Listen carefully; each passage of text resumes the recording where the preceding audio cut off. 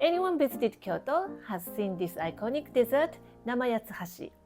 It's basically a mochi sweet, but the dough is rolled out and folded to create a unique texture and flavor. Sakura is about to bloom, so I have added the sakura color to this delicious dessert. We want everything sakura in this season. Let's get started. The process is quite simple. We'll cook the mochi dough in the microwave. First, prepare a small container and dust it with cornstarch or potato starch.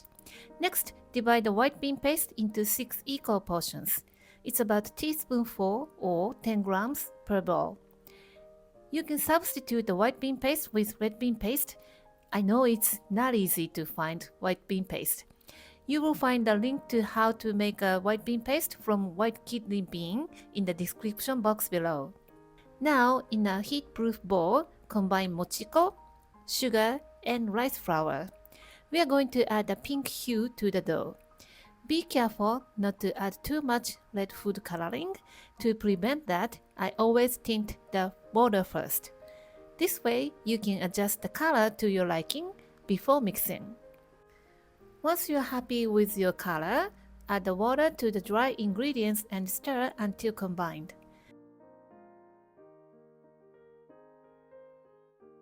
Cover with plastic wrap and microwave for 1 minute and 30 seconds at 600 watt.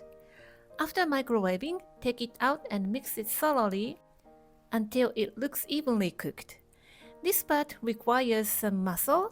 Use a steady spatula and dip into water from time to time to prevent sticking.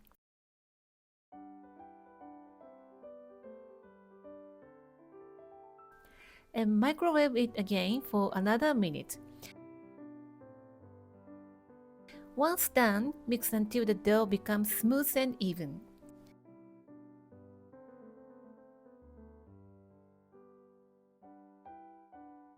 Stretch and fold the dough to make sure the dough is cooked evenly.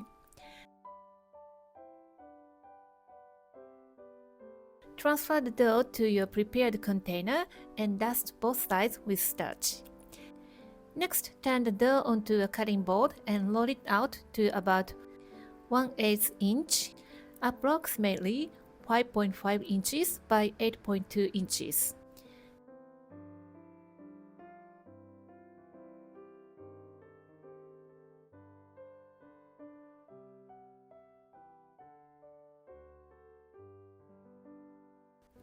Cut off the edges, then cut the dough into 6 equal squares by using a pizza cutter.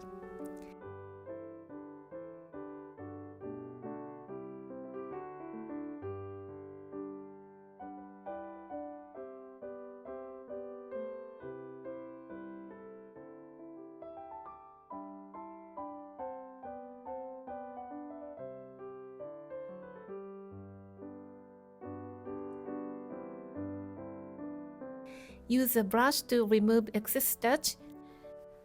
Then place the white bean paste in little below the center of each square. Fold the edges over and your Nama Yatsuhashi is ready.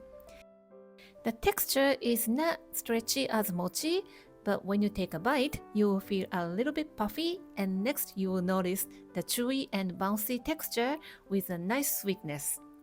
The white bean paste adds the velvety smooth sweetness, making this a perfect tea time dessert that brings the essence of spring. I hope you will give this recipe a try. Thank you for watching the video. Give me a big thumbs up and share the video with your friends and families, and consider subscribing if you don't want to miss any of my new videos. And follow me on the social media and tag me on your post if you give it a try. And join my happy eating group to share your food with me. And my store on Amazon has pretty much everything that I'm using in my video. And for more information, visit my website, princessbamboo.com. Thanks again, and I will see you soon. Bye!